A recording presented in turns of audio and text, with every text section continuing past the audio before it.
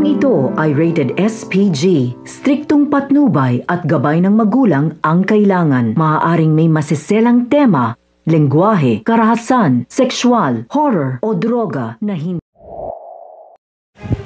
Kay Annalyn na nga naibuhos ni Zoe ang kanyang sama ng loob dahil nga ay lumabas na nga ang kanyang video na nagka-car wash ng sasakyan ni Doc Lyndon.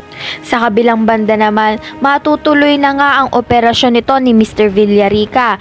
Subalit ang request nga nito ni Mrs. Villarica ay hindi na nga raw isama itong si Annalyn sa operasyon. Dahil dito nalungkot nga si Annalyn at si Lynette dahil nga malaking oportunidad ito kay Annalyn. Ngunit hindi nga siya pinahintulutan nito ni Mrs. Villarica.